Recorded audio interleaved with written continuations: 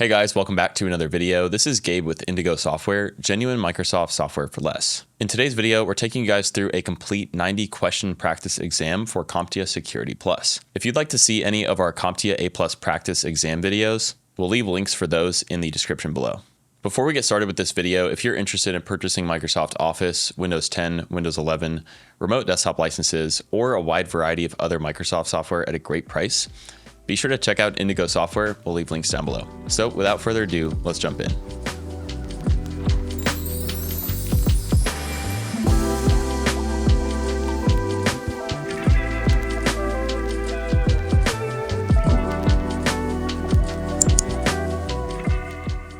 All right, guys, so here we are inside of the CompTIA Security Plus 90-question practice exam. Let's go ahead and get started with question 1. Dion Training is implementing a security device tasked with inspecting live network traffic and taking immediate action to mitigate potential threats. Which of the following security items would most effectively satisfy this requirement? All right, the correct answer here, I believe, is an active device. Let's see if we got that right. Okay, so here's for the overall explanation. OBJ 3.2, an active device interacts with network traffic and can take immediate actions such as blocking or altering packets. When possible, threats are identified. This fits the scenario described. In fail closed mode, the system automatically denies all traffic to prevent potential security breaches when it cannot ascertain the safety of the traffic due to a system or connectivity failure. Fail open mode allows traffic to continue in case of a device failure, but does not involve interacting with network traffic to take immediate actions against potential threats. A passive or tap monitor device inspects network traffic without directly interacting with it or taking immediate action against potential threats. All right, let's move on to question 2. Jason is working with David to enhance the security of the switches at Dion Training. Which technique would be the best for them to prioritize? The answer here is disabling unused ports. So by disabling unused ports, we limit the entry points for potential intruders, making it harder for unauthorized devices to connect to the network. While regular backups are crucial for data recovery and business continuity, they do not directly enhance the security of switches. Backing up a switch's configuration can be useful for recovery purposes, but it doesn't actively protect the switch from threats or unauthorized access. While SNMP can provide valuable insights and monitoring, it doesn't directly harden the switch's security against unauthorized connections like disabling unused ports does. And lastly, using a default VLAN can expose traffic and doesn't segregate sensitive data.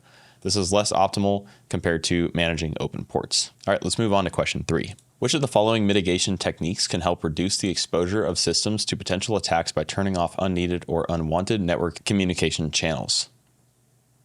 Now, this answer is pretty similar to the last one, so we won't spend as much time on it, but the correct answer is disabling ports and protocols. All right, and I'll just read the first few lines here. Disabling ports and protocols is a hardening technique that can help to reduce exposure to potential attacks. This can be done on firewalls, switches, routers, and hosts to close or block any network ports or protocols that aren't needed for normal operation of the systems and devices. All right, I'm going to leave up the rest of the explanation here for about 5 seconds.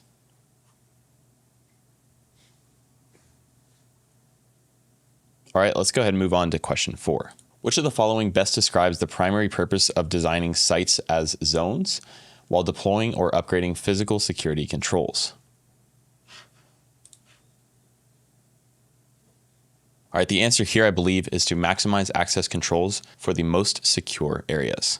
All right, and for the explanation here, organizing a site into distinct zones allows for specialized security measures to be applied where needed, ensuring that most secure areas have the highest level of protection. While zone design may make certain aspects of a site's layout more understandable, its primary purpose is not for simplification, but for security optimization. Physical security zones focus on safety and protection, not aesthetics. Zoning can help prioritize where resources are placed, but the main aim is to enhance security, not necessarily reduce costs. All right, let's move on to the next question. Kelly Innovations LLC is implementing a wireless network and needs a flexible authentication method that supports multiple mechanisms for authenticating both wired and wireless users. Which protocol best fits their requirements?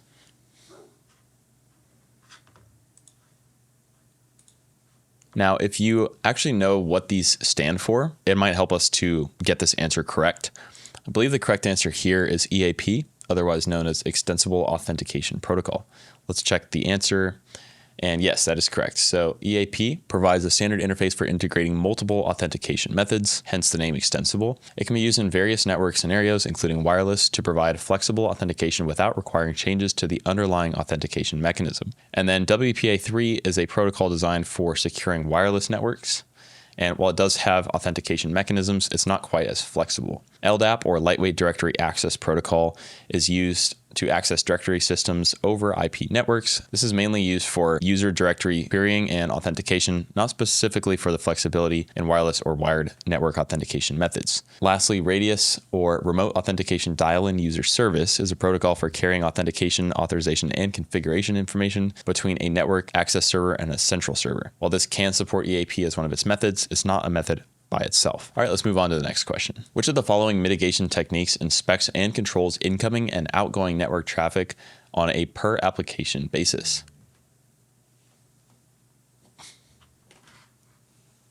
All right, and this one is, I believe, C, which is host-based firewall. Okay, so the most effective technique for inspecting and controlling network traffic on a per application basis is a host-based firewall.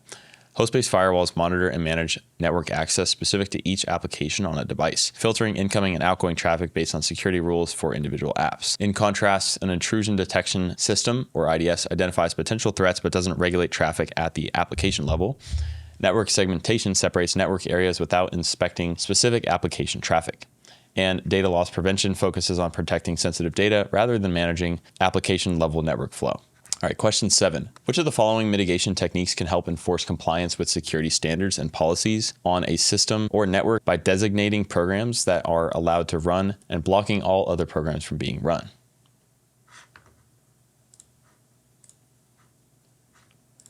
This one is kind of a summary of what this question is asking, which is application allow list. All right. So the application allow list is a technique that can help enforce compliance with security standards and policies on a system or network by using a list of approved applications that are allowed to run and blocking other applications that may violate the standards or policies. I'll leave up the remaining answer for about 5 seconds if you guys want to read through all this. Which of the following is part of zero trust architecture that manages user access based on their roles and responsibilities on the control plane?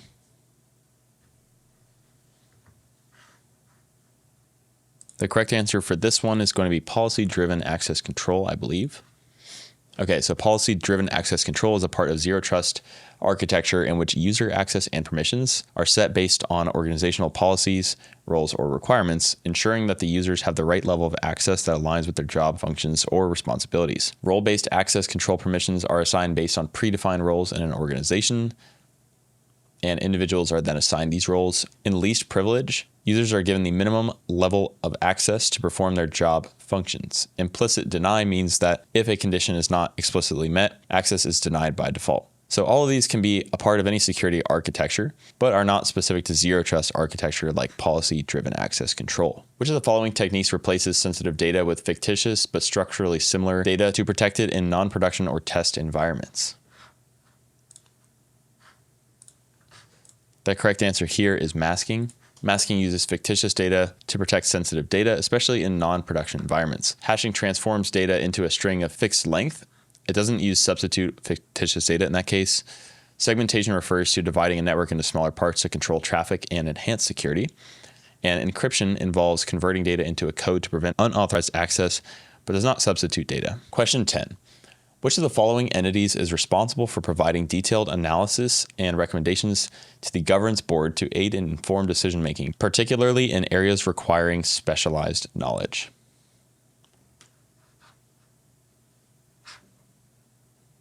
And the answer for this question is C, committees. Committees are specialized groups that include subject matter experts who support the governance board with expert analysis and recommendations. Advisory councils are not solely responsible for in-depth analysis and recommendations for the governance board. Executive team individuals are part of the governance board with an ultimate decision-making authority, but they may not focus on specific issues like committees do. And management groups typically handle day-to-day operational decisions rather than providing specialized support. Okay, next question here. Reason and Rhyme, a tutoring service, has increased the security of its customers' passwords. They have always converted encrypted passwords to fixed length sequences, but now they will do this process more than once to increase the amount of computing power and time it will take for an attacker to decode the password. What is this method known as? The correct answer here is kind of in the name, and that is key stretching. Key stretching is a method used that repeatedly hashing the password to make it more random and longer than it originally appeared. This should make the key time longer to break. Digital signatures are a type of signature that use a specific type of encryption to ensure the authenticity and integrity of a digital message or document. Salting is a technique used in cryptography to add random data to the input of a hash function to increase security. Key stretching can use salting, but the description of the technique in this scenario is not salting. And hashing is the process of converting an input of any length into a fixed size string of text using a mathematical function. Hashing is done once, while key stretching repeatedly hashes the string. Question 12. What is the name of the attack vector that involves sending fraudulent emails to trick recipients into revealing sensitive information or clicking malicious links?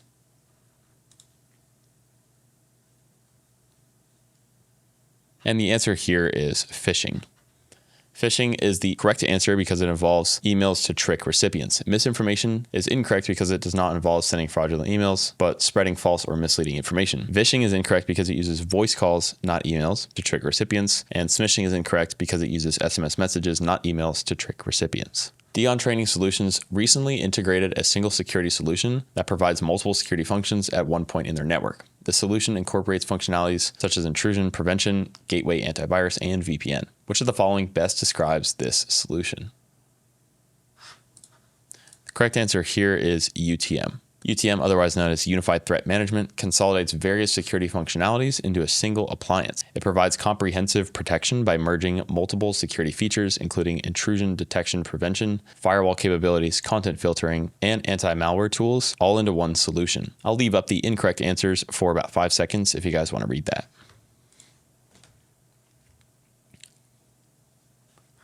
All right, question 14. To protect customers' financial records and adhere to standards set to prevent money laundering and fraud, which of the following is the best strategy a bank should adopt? Okay, I'm actually unsure of this answer myself, so we're going to have to figure this one out together. I'm going to go with B, multi-factor authentication for user access. Okay, that one was actually incorrect. The correct answer was strict adherence to the AML, KYC regulations, and secured data storage. Let's check out the explanation. A dual-focused approach where adherence to the anti-money laundering and know your customer regulations ensures the bank's practices are in line with legal requirements, while secure data storage measures guarantee customers' financial details remain confidential and protected from breaches. Creating a schedule for the creation of regular encrypted data backups ensures data remains recoverable in the event of losses and provides an added layer of security through encryption. This process doesn't focus on the prevention of fraudulent activities or adherence to anti-money laundering regulations. I'll leave up this explanation for about 5 seconds. Emily is a part of the IT team and oversees the secure transmission of sensitive data within her organization, ensuring that all systems comply with integrity protocols. She monitors for any inconsistencies or issues that could compromise data integrity. What role does Emily most likely hold?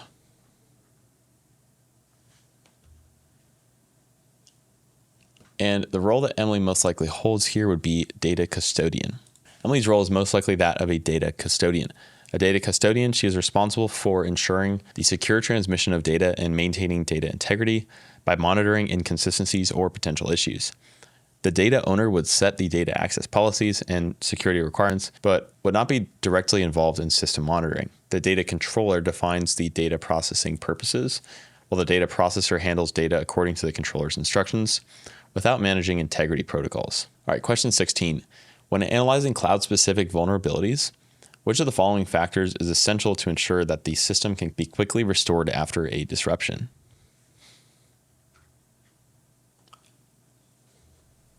This one is also kind of one of those answers that is in the name, and that is ease of recovery.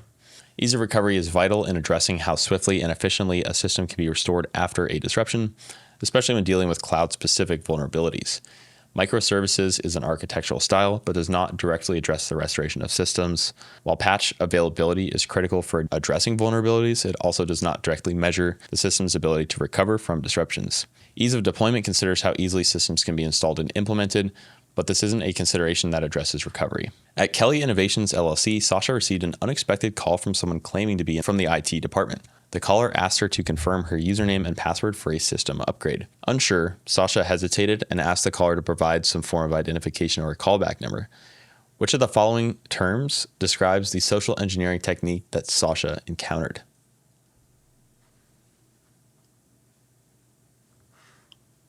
As we learned earlier, vishing would be the correct answer here. So again, this is a form of social engineering where the attacker uses telephone services to trick individuals into providing personal information, such as passwords or credit card numbers. In Sasha's case, the caller pretending to be from the IP department and requesting her username and password over the phone is a textbook example of vishing. I'll leave up the other incorrect answers in case you guys want to take another look at those.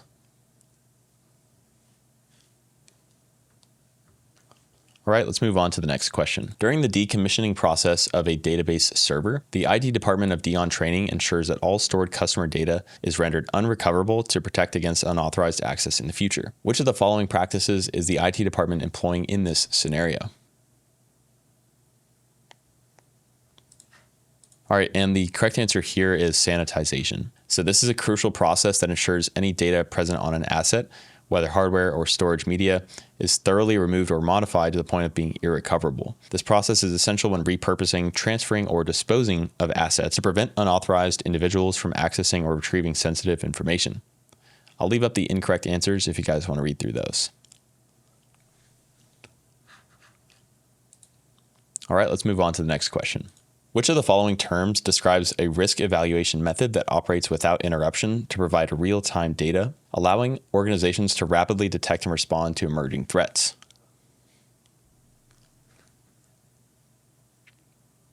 This one is also kind of in the name here, and this is going to be continuous assessment. Continuous assessment refers to an ongoing real-time process of evaluating risks to ensure that an organization can quickly identify and respond to new threats. A periodic review refers to the scheduled examination of systems and risks, which, unlike continuous assessment, does not occur in real time. Risk analysis is more of a broader term that involves examining the identified risks to understand their nature. And incident is the response an organization follows after a risk has materialized into a security event. All right, question 20. Which of the following motivations is common among hacktivists? All right, and the answer here we can get from the word activists, which is a part of where this term is coming from, and that's going to be political beliefs. So philosophical/political beliefs are motivations that drive a threat actor to conduct cyber attacks based on their moral principles or values, or their opinions or views on a certain issue or causes. A hacktivist is motivated by philosophical political beliefs and usually target organizations or entities that they disagree with. I'll leave up this explanation for another few seconds.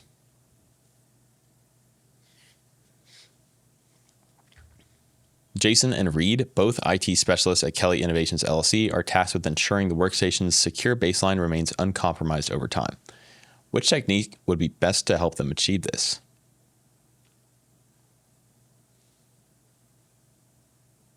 And based on process of elimination, I'm not really seeing how either of these three could be correct.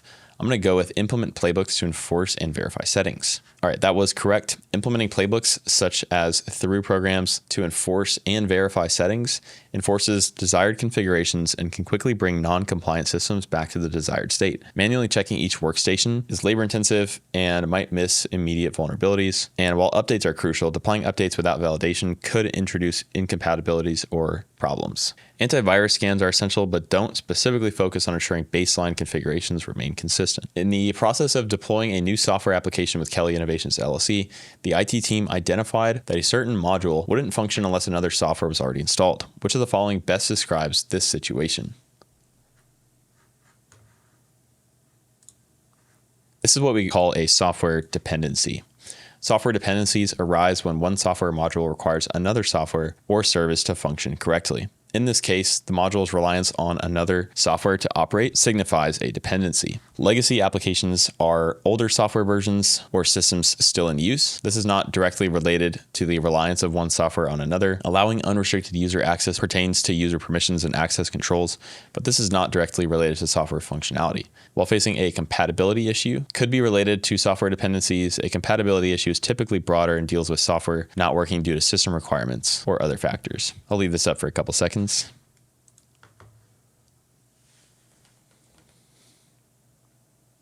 Which of the following terms refers to a document that defines tasks that different parties perform in a cloud service agreement?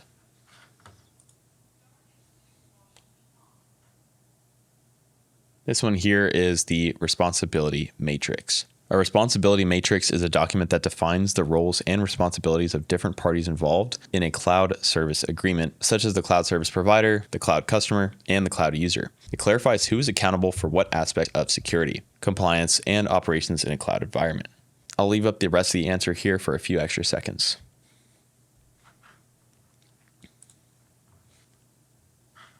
At Dion Training, David is advising on cloud security best practices regarding a company's recent issue with logins. Which measure is the most crucial to inform them when safeguarding against unauthorized logon attempts?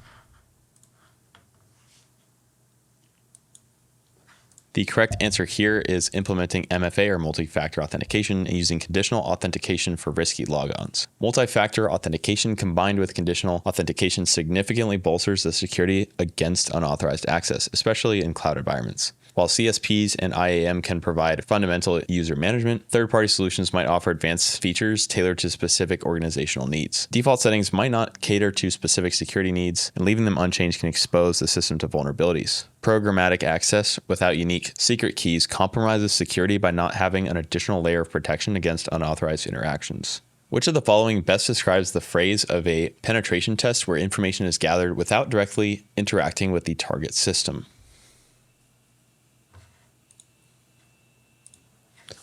This one here is going to be called passive reconnaissance. Passive reconnaissance refers to the process of collecting information about a target without directly interacting with its systems or networks. This phase involves gathering data from publicly available resources such as Whois database, social media platforms, and websites without alerting the target about the potential upcoming attack. Passive reconnaissance aims to understand the target's environment and identify potential vulnerabilities or areas of interest for the subsequent stages of the test. I'll leave up the explanation for an extra few seconds.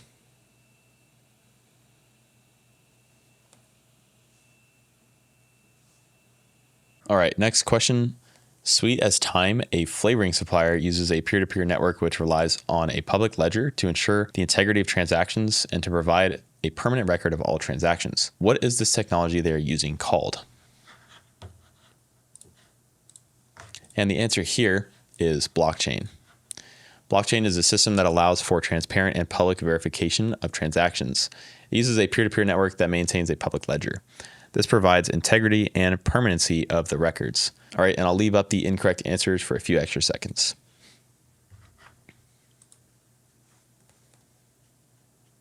Which of the following statements best explains the purpose of NetFlow?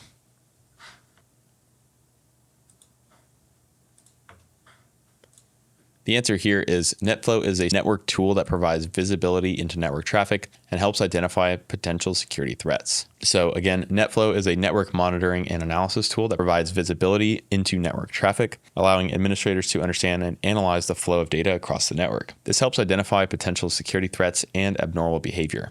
NetFlow is not a hardware-based security appliance, but rather a network monitoring and analysis tool. It's also not a firewall, but it serves a different function related to network monitoring. While secure data transmission and encryption are essential, NetFlow is not specifically a protocol used for these purposes. Recently, Antattack, a martial arts company, has had a data breach. Barzan, a security analyst, was hired to investigate. He found a rogue WAP near the building. The attacker used a WAP to gain information about Antattack's clients. Which of the following network attacks is best demonstrated by this finding?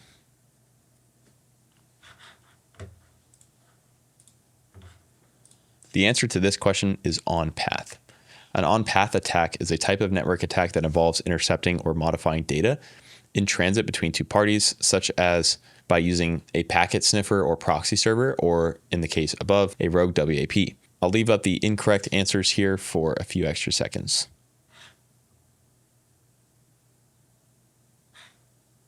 All right, question 29. What is the similarity between data exfiltration and espionage as motivations for threat actors? And the correct answer here is obtaining sensitive/confidential information. A similarity between data exfiltration and espionage as motivations for threat actors is that both involve obtaining sensitive or confidential information from a system or network, such as trade secrets, intellectual property, or personal data. I'll leave up the rest of the incorrect answers for a few extra seconds.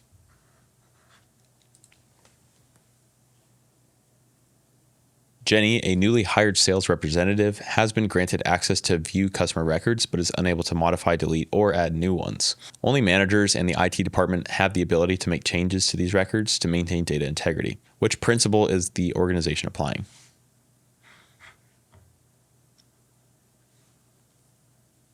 And as we learned earlier, this would be the principle of least privilege. So the principle of least privilege ensures users have only the necessary access to perform their tasks, which reduces the risk from both unintended mistakes or malicious actions. I'll leave up the incorrect answers for a few extra seconds.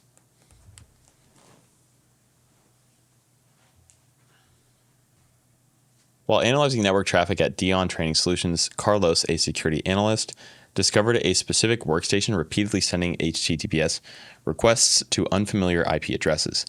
These requests contain encoded data that match sensitive company information.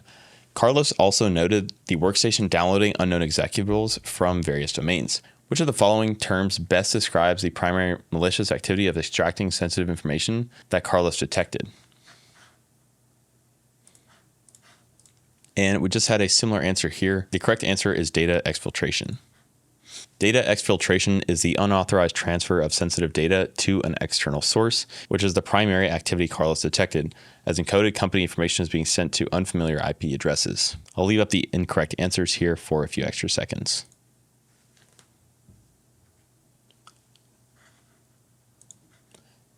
Kelly Innovations LLC has integrated a new payment gateway into their application. To ensure no potential security gap exists, especially related to data breaches or financial data leaks, which of the following actions would be the most effective?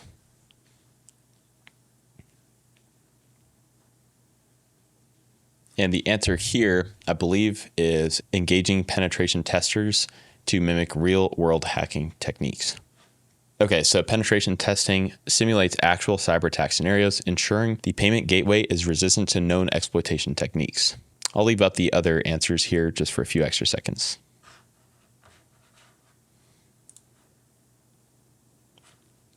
Trust Us is a company that acts as a trusted entity. They issue and manage security credentials and issue digital signature wrappers for public keys for message encryption. What type of company is Trust Us? And this is a certificate authority. Certificate authorities are trusted entities that issue and manage security credentials and public keys for message encryption. CAs issue a digital signature wrapper to secure public keys. I'll leave up the other answers for just a few seconds. Dion Training Solutions is implementing a security system for its research facility where sensitive data is stored. If the access control system fails, which mode should be adopted to ensure that no unauthorized personnel can enter the facility, even if it means some inconvenience to authorized staff?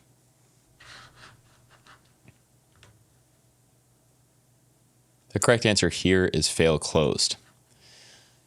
When security is paramount, as with sensitive data storage, a fail closed mode ensures that all access requests are denied during system malfunctions, preventing any potential unauthorized access. I'll leave up the other answers for a few extra seconds.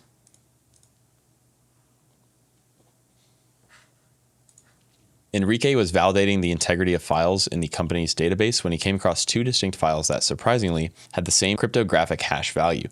Understanding the implications, Enrique immediately escalated situations, realizing this could be a potential vulnerability in the hashing algorithm in use. Which of the following best describes the anomaly Enrique found in Kelly Innovations LLC file signatures? And the correct answer here is cryptographic collision. A cryptographic collision occurs when two different sets of data produce the same hash output. This poses a risk as it undermines the reliability of the hashing algorithm, potentially allowing data manipulation without detection. I'll leave up the incorrect answers for a few extra seconds.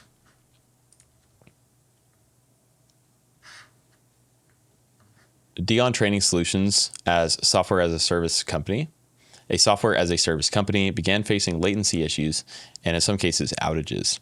The IT team found that a massive amount of traffic was flooding in, but the peculiarity was that the incoming data appeared to be responses to requests that the company never made. These responses came from a wide range of IP addresses scattered globally. Which of the following types of malicious activities is best described in this scenario?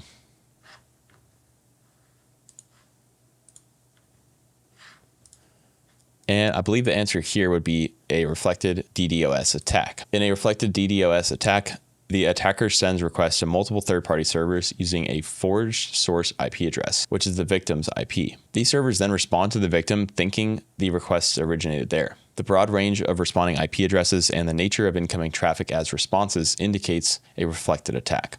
I'll leave up the incorrect answers for a few moments.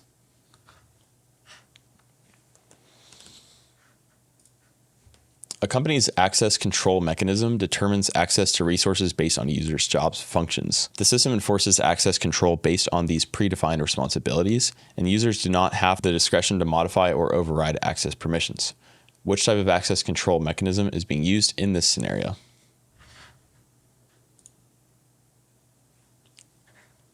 And this one is going to be role-based. In this scenario, the medium-sized company uses role-based access control, where access is determined by user roles or job functions with permissions assigned to these predefined roles for structure management. Unlike discretionary access control, where users control their resource permissions, role-based access control assigns access based on the roles rather than individual discretion. I'll leave up the remaining answers for a few seconds.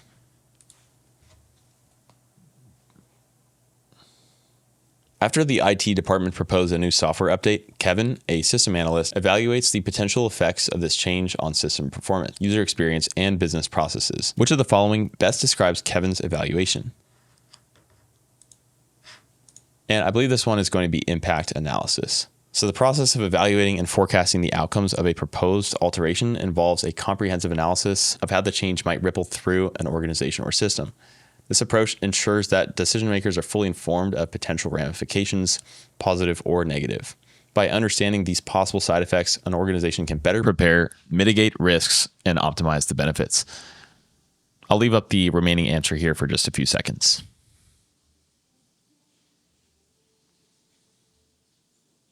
Okay. Here and There, an online beauty supply store, has conducted a comprehensive risk assessment and identified potential vulnerabilities in their network infrastructure. They recognize that another global pandemic would seriously harm their business and is a considerable risk. After careful analysis, they determine that they simply cannot control whether another pandemic occurs. They take measures to help reduce the types of damage a pandemic will cause and then hope that it doesn't happen. Which risk management strategy are they employing? And I believe the correct answer here is C, mitigate. So they are trying to mitigate the risks, knowing that they basically can't avoid them entirely. Let's see if that's correct. Yep, so mitigating the risk means implementing measures or controls to reduce the potential impact or likelihood of the risk or event occurring. And I'll leave up the other incorrect answers if you guys want to read through those.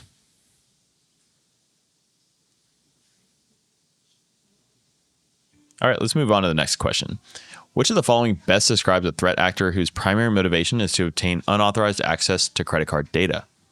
I believe the correct answer here is A, financial gain. Yep. So threat actors motivated by financial gain primarily focus on obtaining valuable data such as credit card information with the intent of illegally monetizing it, often selling it on the dark web or using it for unauthorized transactions. I'll leave up the remaining answer here for a few extra seconds. As a network administrator, you've been assigned the critical task of upgrading a company's encryption protocol for wireless devices. The current encryption method is outdated and poses a significant security risk. Your objective is to select the most secure option for the upgrade. Which of the following encryption mechanisms best represents the ideal choice for this upgrade? I believe the correct answer here is D, AES. Let's check. Yep, so Advanced Encryption Standard is currently the most secure and widely used encryption protocol for wireless networks. It offers strong encryption algorithms and has withstood extensive testing, demonstrating its resilience against various attacks. Upgrading to AES is the ideal choice as it provides the highest level of security for wireless communication. I'll leave up the incorrect answers for a few extra seconds.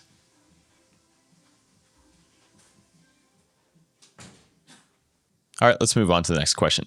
An application creates a temporary file to save a value for later use. A malicious actor deletes this file after its creation, but before its subsequent use by the application.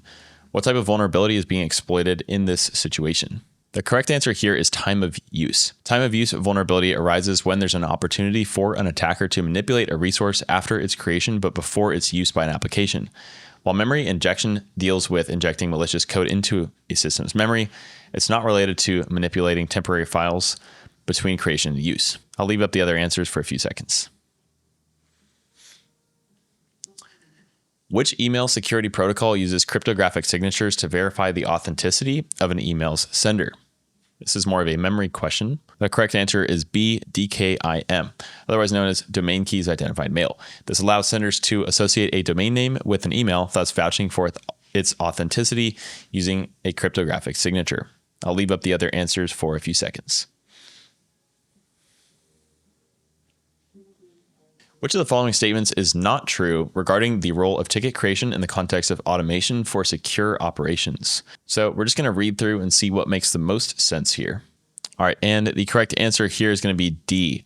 So ticket creation fosters more security, team cohesion, and makes collaboration within the team more effective. So ticket creation doesn't necessarily impact security team cohesion. Its primary purpose in IT operations centers around managing, tracking, and coordinating tasks, requests, and issues, not necessarily hiring or recruitment. I'll leave up the other information here for a few seconds if you guys want to read that. A software development company regularly releases software updates to its global customer base. Recently, some customers reported receiving unauthorized and potentially malicious software updates. The company is now seeking to implement a security technique to ensure the authenticity and integrity of its software updates when delivered to customers. Which of the following would best assist in achieving this goal? And the correct answer is B, code signing. Code signing is a security technique that allows software developers to digitally sign their software updates before distribution. By using cryptographic signatures, code signing ensures the authenticity and integrity of software updates. When customers receive these updates, their systems can verify the signature to confirm that the update came from a trusted source and that it has not been altered during transmissions. Code signing is an effective way for the company to guarantee the legitimacy of its software updates and protect customers from potentially malicious or unauthorized modifications. I'll leave up the other answer for a few seconds. All right, guys, moving on to the next question. Dion Training Solutions needs a network appliance capable of filtering traffic based on URLs, HTTP headers, and specific web application functionalities. At which layer of the OSI model would this appliance primarily operate? Now, this one is a bit of a memory question here. So when we're going over the material, we just need to remember which layer deals with what services. And I believe this one is layer 7. Yep. Okay, so layer 7, or the application layer, deals with end user services, and appliances at this layer can make filtering decisions based on specific URLs, HTTP headers, and specific application functions. Layer 6, the presentation layer, is responsible for translating data between the application and transport layers. Layer 5, the session layer, manages connections between applications. It isn't focused on the content-specific criteria like URLs and HTTP headers. Layer 3 devices are concerned with IP addressing and routing. All right, let's move on to the next question. Dion Training Solutions is looking to upgrade their current firewall to one that can detect and block advanced threats, provide additional functions like intrusion prevention, and give them deep visibility into traffic. Which of the following types of firewalls is best described here? And this answer is going to be B. NGFWs, next generation firewalls, go beyond traditional firewalls by incorporating more advanced features like intrusion prevention, application awareness, and deep packet inspection. They provide enhanced visibility and can detect advanced threats, making them suitable for contemporary security challenges. I'll leave up the incorrect answers here for a few extra seconds. Oliver travels frequently for work. His organization wants to implement an additional authentication method that considers his geographic location before granting access to sensitive systems. Which factor of multi-factor authentication is the organization planning to use? Now, this one is pretty self-explanatory. That would be somewhere you are. Somewhere you are uses a user's geographic location as an authentication element. And I'll leave up the answer here for just a few seconds. In disaster recovery planning, which of the following terms is used to describe the maximum targeted period in which data might be lost from an IT service due to a major incident? And the correct answer here is B, RPO. Recovery point objective defines the maximum acceptable amount of data loss measured in time, determining how old backup data can be to resume normal operations after a failure. I'll leave up the other answers for a few extra seconds. Last month at Kelly Innovations LLC, Jamaria reported receiving inappropriate images while researching industry competitors. To prevent employees from accidentally accessing such media in the future, which of the following solutions would be the most effective? And this one here is implementing content categorization.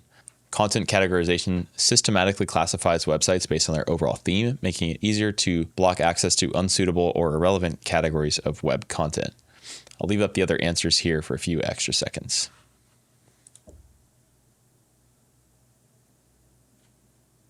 Okay, question 51. You are a cybersecurity analyst for a large enterprise that has experienced several security incidents resulting from the insider threats and compromised user accounts. The organization wants to enhance its security posture by implementing user behavior analytics, otherwise known as UBA. Which of the following approaches would be the most effective way to implement UBA for the given scenario? Okay, and then based on the answers here, I believe the correct answer is D, deploying UBA on all endpoint devices to monitor user interactions and application usage. Okay, and that was correct. So deploying UBA on endpoints enables detailed monitoring of user interactions to detect insider threats and compromised accounts through behavior analysis. Endpoint-based UBA provides broader visibility than perimeter firewalls, which are less suited for tracking internal user activity. Monitoring all users, not just privileged ones, ensures potential threats from any account are detected. UBA is most effective with real-time alerts, as scheduled scans may miss active threats. Additionally, while UBA can detect anomalies, it does not prevent them. Let's move on to the next question. Which option best explains the importance of having vulnerability scanners? And the correct answer here is A.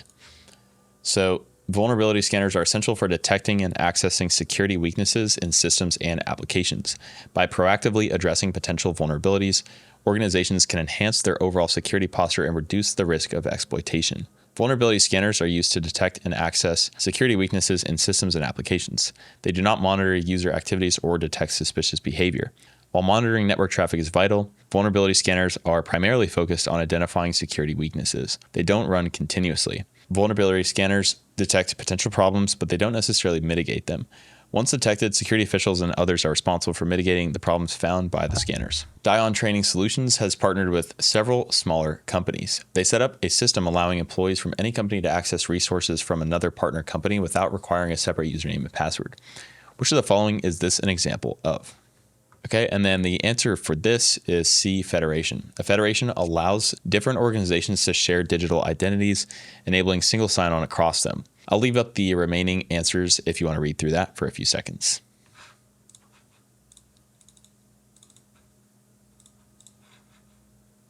All right, next question. Kelly Innovations LLC needs to securely authenticate remote users and needs to be able to handle multiple authentication methods. Which of the following protocols would be best suited for this scenario?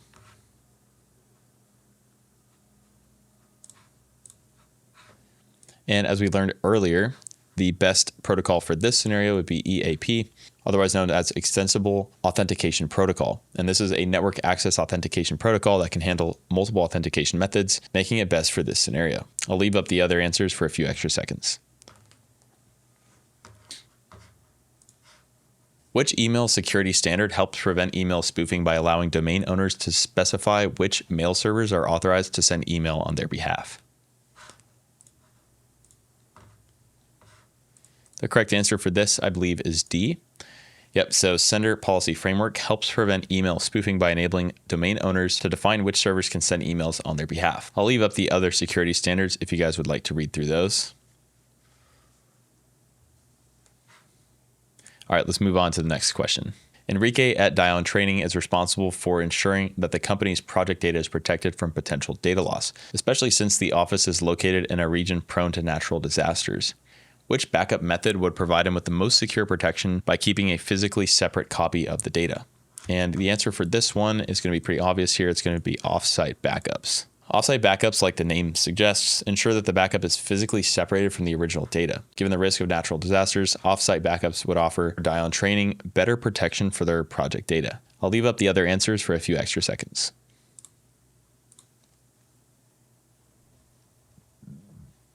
Jason receives an email that at his Kelly Innovations LLC account. This email seems to be from Reed, a coworker and states that Reed urgently needs to see the invoice for a recent project. However, Reed specifies he needs it within the next 10 minutes as he's in a meeting with Sasha and top executives.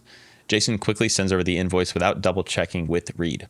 Which type of attack best describes this situation?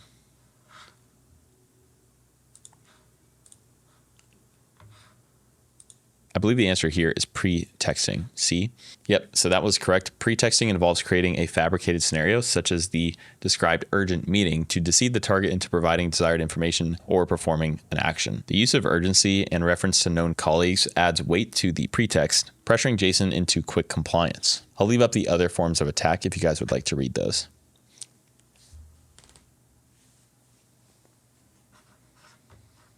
Which of the following terms best describes the measurement used to describe a 7% possibility of hardware failure in the next year based on past statistical data? The correct answer here will be probability. Probability is a quantitative measure, usually expressed as a number between 0 and 1, or as a percentage, indicating the statistical likelihood of a risk event. I'll leave up the other answers for a few moments. A financial services firm processes high volumes of transactions daily. To minimize data loss in case of a system failure, which backup frequency would you most likely recommend? The correct answer here is continuous backups. Continuous backups allow near instantaneous backup of changed data, ensuring minimal data loss during failures, especially crucial for high volume transaction systems. I'll leave up the other answers here for a few extra seconds.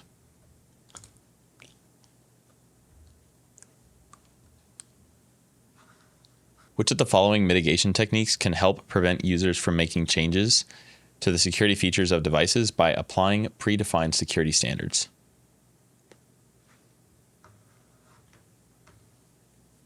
Now, this one's kind of in the name. That's going to be configuration enforcement. Configuration enforcement is a mitigation technique that can help prevent unauthorized or improper changes that increase a system or device's vulnerability to attack. By creating predefined security standards and policies and enforcing them, configuration enforcement helps prevent inadvertent or purposeful creation of vulnerabilities and security risks. I'll leave up the other answer options for a few extra seconds.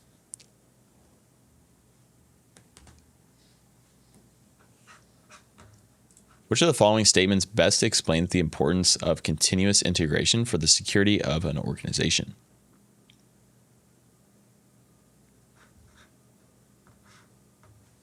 And I believe the most true statement here would be continuous integration makes collaboration of security teams and developers easier. And that was correct. So continuous integration promotes the seamless collaboration of security teams and developers by integrating code changes regularly into a shared repository. This practice helps in identifying and addressing security issues early in the development process, ensuring that security is prioritized throughout the software development lifecycle. By incorporating security from the outset, organizations can build more secure software and reduce the likelihood of vulnerabilities. I'll leave up the other answer choices for a few extra seconds.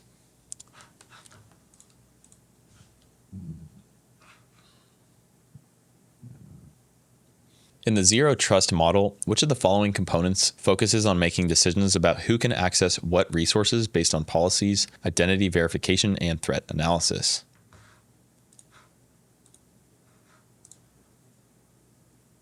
And this would be the control plane. Within the zero trust framework, the control plane is responsible for making determinations on access requests. It processes these requests by referencing policies, verifying the identity of requesters, and considering any potential threats.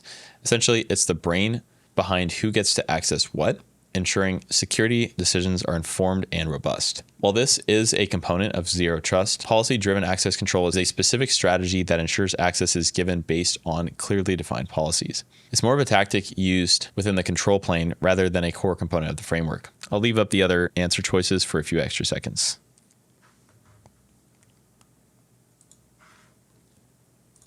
Toby has just started a new job and on his first day is given a stack of documents to review and sign. Among these, he finds a document prohibiting the use of his business email address for personal purchases online. This catches him off guard as he had previously used his company email for similar purchases at his last job. After some consideration, he realizes that using a business email for non-business activities could pose security risks for the company. He signs the document. What kind of document has Toby just signed?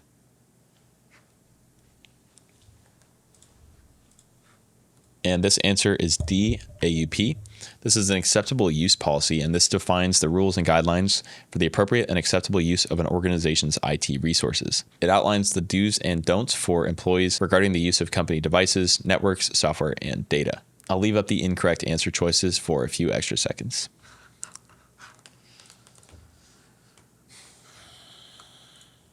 Kelly Innovations LLC is in the process of selecting a new vendor for their cloud storage solutions. As a part of the selection process, the IT manager, Jamario, reviews the potential vendor's past financial stability, customer reviews, and history of cybersecurity incidents. Which aspect of the vendor selection process is Jamario emphasizing?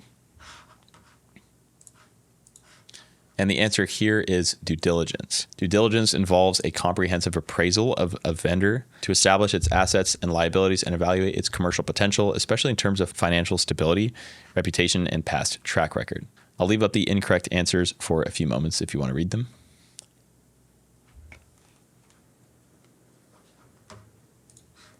Who sets the strategic direction and policies of an organization and holds the ultimate decision-making authority, often relying on support from specialized groups for critical information? This is similar to a question that we answered earlier. The correct answer would be governance board. Governance boards are composed of executives. This entity is responsible for strategic decision-making and policy setting within an organization. I'll leave up the other incorrect answers for a few seconds. Which of the following terms refers to a major program executed by powerful entities to shift public opinion? And this one is kind of what it sounds like here. This is influence campaign. An influence campaign is a significant initiative launched by entities like nation states to sway public opinion on specific topics, often utilizing various techniques, including disinformation. I'll leave up the other answers for a few moments.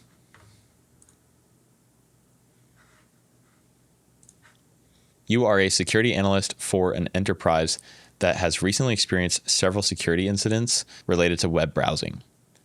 Management has decided to implement a centralized proxy solution to enhance security and mitigate the risk of future incidents. Which of the following actions would be the most effective way to enhance security with the centralized proxy in the given scenario?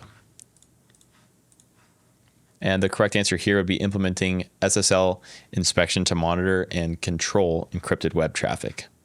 SSL inspection allows a centralized proxy to decrypt and inspect HTTPS traffic, providing visibility to detect and block encrypted threats, enhancing protection against attacks and data exfiltration. I'll leave up the other answers here for a few extra moments.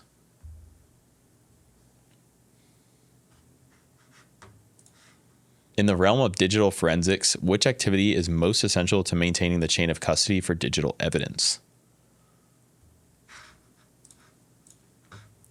The correct answer here is going to be documenting who has handled the evidence. To maintain the chain of custody, it's crucial to record each individual who has interacted with the evidence, ensuring its integrity and admissibility in court. Reporting findings is vital, but it doesn't directly address the process of maintaining a chain of custody for evidence. While it's necessary to protect evidence storage, this action is more about preservation rather than documenting the chain of custody. And lastly, while ensuring the integrity of digital evidence is important, it pertains more to the preservation phase than directly to the chain of custody. What term refers to an organization's predetermined level of acceptable risk exposure? And the answer here will be risk tolerance. Risk tolerance refers to an organization's predetermined level of acceptable risk exposure. It represents the extent to which an organization is willing to tolerate potential risks before taking action to mitigate or avoid them. I'll leave up the other answers for a few moments. While browsing the company portal of Dial and Training Solutions, Tina, an employee, attempted to access a link to a third-party site she frequently uses for market research. Instead of reaching the site, she received a message stating that this URL was denied due to policy violations. Which of the following terms best describes the action experienced by Tina?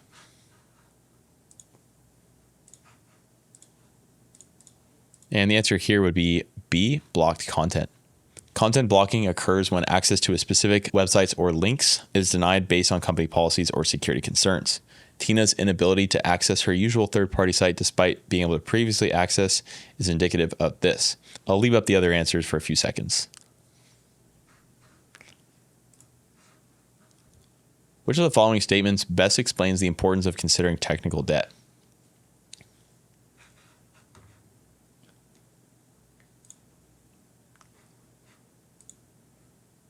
I believe the correct answer in this question is D. And yes, that is correct. Technical debt can increase the complexity of long-term security issues, making automation and orchestration more difficult. If unaddressed, technical debt can accumulate, leading to security vulnerabilities and increased system complexity, which can hinder automation and orchestration processes. Managing technical debt is about understanding and mitigating the risks associated with quick or temporary solutions, rather than focusing solely on cybersecurity investments. I'll leave up the other answers here for a few extra moments.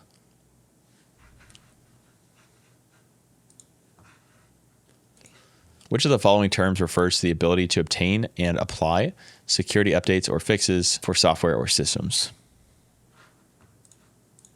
The correct answer here is patch availability.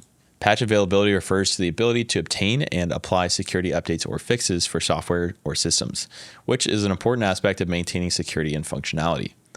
Some factors that can affect patch availability are vendor support, compatibility, and testing. I'll leave up the other answers for a few extra seconds.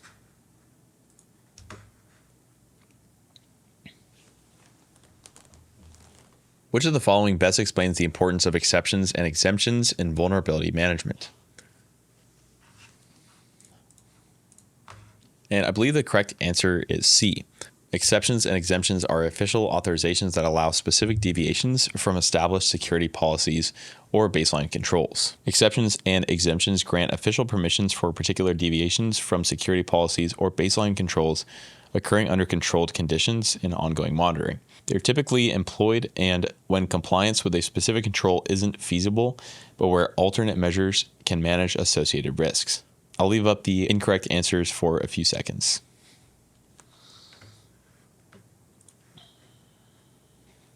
If a company's server has an estimated single loss expectancy of $15,000 due to an operational failure, and the annual rate of occurrence of these failures is expected to be 0.1 times per year, what is the annual loss expectancy? So basically what it's asking us to do is multiply this number times 0.1. So we want to know what is 10% of 15,000. And that equation, of course, equals 1,500. And here again is an explanation about how we got to that calculation. Let's move on to the next question. Dion Training wants to increase the trustworthiness of its websites for clients. They're seeking a certificate that is signed and verified by a recognized external authority. What type of certificate should they pursue?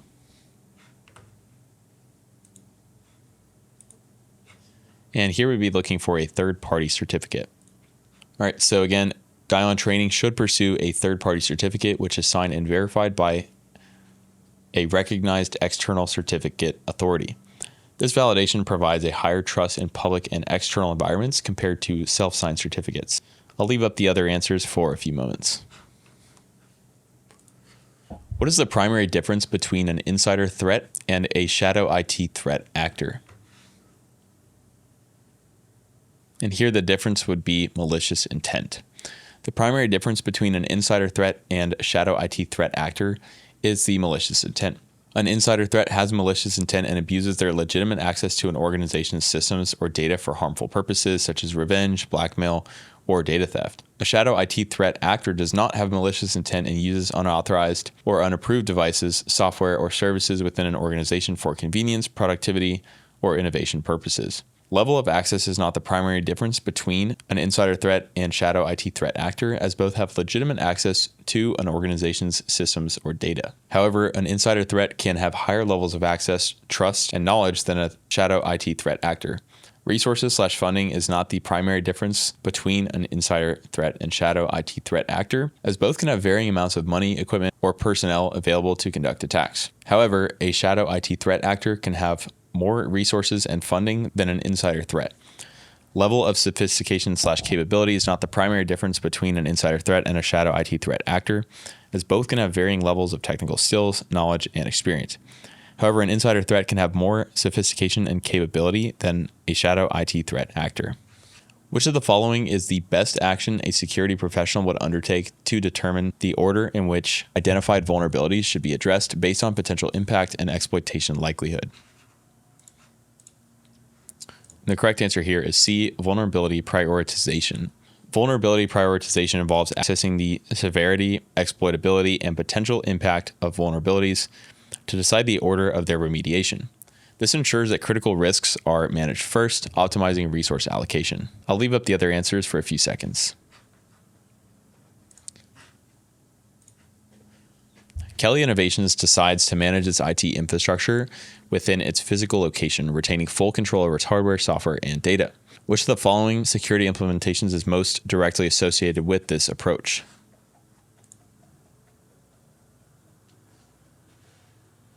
Correct answer here is increased responsibility for physical security. With on-premise infrastructure, organizations must ensure the physical safety of servers and other equipment against theft, tampering, and disasters. I'll leave up the other answers for a few seconds. Which part of PKI allows the storing of encrypted keys with a third-party key so keys can be recovered if they are lost? And the correct answer for this is a key escrow. Key escrow is a system in which a copy of cryptographic key is given to a third party. This allows for the recovery of keys if they are lost. I'll leave up the other answers for a few seconds.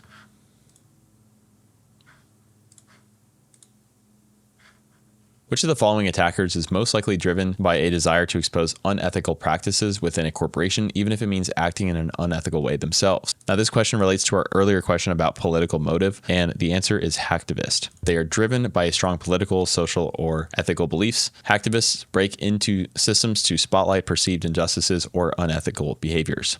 I'll leave up the rest of the answer for a few seconds.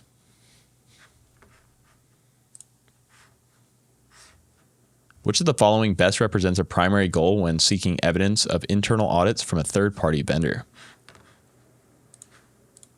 And the correct answer here is A, verification of compliance with internal security standards. Evidence of internal audits primarily serves to verify that the vendor adheres to their own security and operational standards consistently. And I'll leave the other answers up for a few seconds. Which of the following is a type of unsecure wireless network that uses short-range radio waves to connect two devices without encryption or authentication?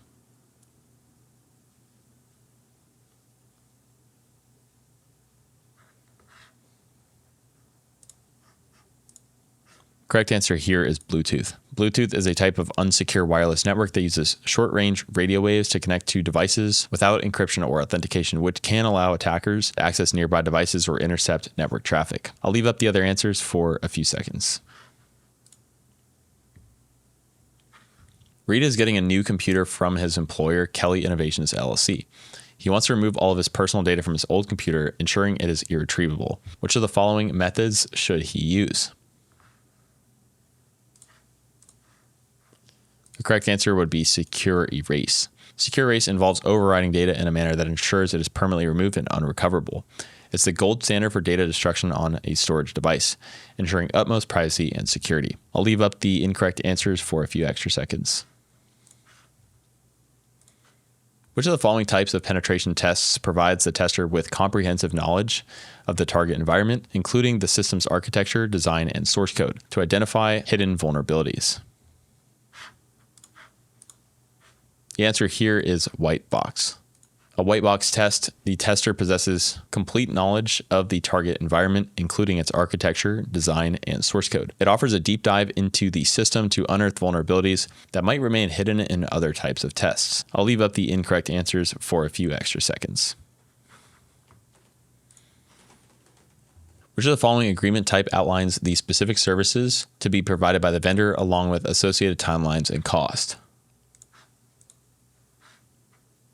Okay, in this case, I am not remembering these abbreviations. I think the answer is D, but let's go ahead and check. Okay, that was incorrect. Sorry, guys. The answer is actually CSOW. Let's check out the answer here. A statement of work, or SOW, specifies the detailed scope of work, tasks, deliverables, timelines, and costs for a specific project or engagement with the vendor. All right, so that was the correct answer. I'll leave up the other incorrect answers for a few extra seconds.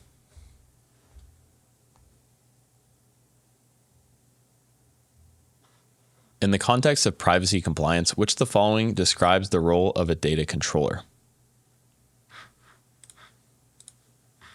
And the correct answer here, I believe, is C, the entity responsible for determining why data is processed. All right, that is correct. So the data controller is an entity or person who determines the purposes and means of processing personal data. They have overall responsibility for ensuring that data processing is carried out in compliance with applicable privacy laws and regulations. The role described here is an external auditor who may conduct audits and assessments to ensure that the organizations are complying with privacy regulations. I'll leave up the incorrect answers for a few seconds.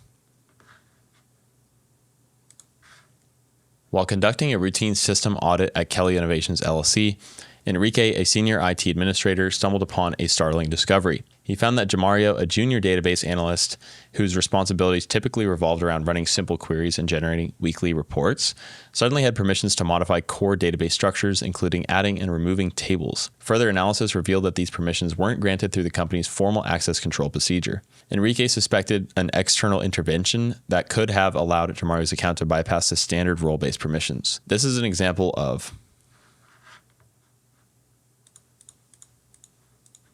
And the answer is privilege escalation. Privilege escalation attacks target vulnerabilities in systems to elevate a user's access rights beyond what they were originally assigned. And in this scenario, Jamario's account, which typically had limited access, was somehow escalated to have higher permissions, enabling unauthorized modification of the database structures. I'll leave up the other incorrect answers for a few seconds. When considering data storage, which of the following best describes a method to capture the state of a system at a specific point in time, offering a quick recovery solution without the need for a full backup? And this answer is snapshots. Snapshots capture the state of a system at a particular instant without copying the entire data, enabling quick recovery points. I'll leave up the other incorrect answers if you guys want to read those. Which type of symmetric encryption is best suited for scenarios where the total length of the message is not predetermined and encrypts data 1 byte or bit at a time? And the correct answer is A, Steam cipher. Steam ciphers encrypt plaintext data 1 byte or bit at a time, making them suitable for scenarios where the total message length is not known. They combine the plaintext with a separate randomly generated message derived from the key and an initialized vector. The IV ensures uniqueness of the resulting ciphertext even with identical plaintexts, and the recipient must generate a similar key stream for decryption. I'll leave up the incorrect answers for a few seconds. All right, guys, and this is the last question of our practice exam today. Which of the following terms best describes a situation in which a company avoids addressing known system inefficiencies or shortcuts due to time constraints, potentially leading to future rework and vulnerabilities?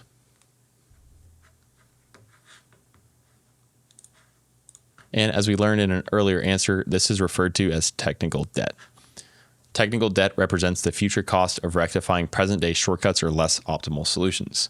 It can arise when known inefficiencies aren't addressed due to various constraints like time. While complexity might become a result in this situation, it primarily denotes the intricacy of a system or process. While accumulating technical debt can lead to increased costs later on, the term cost generally pertains to the financial considerations of a decision or action, not the implications of deferring system improvements. A single point of failure refers to a vulnerability component whose failure can disrupt the entire system, not the consequence of avoiding known system inefficiencies. All right, let's go ahead and finish the test.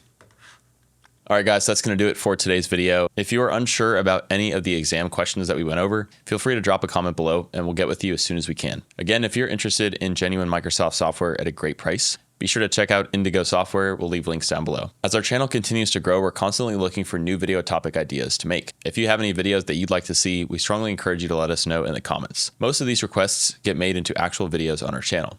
Lastly, a like and subscribe would be greatly appreciated as it helps to support our channel. Thanks again for watching. We'll see you guys next time.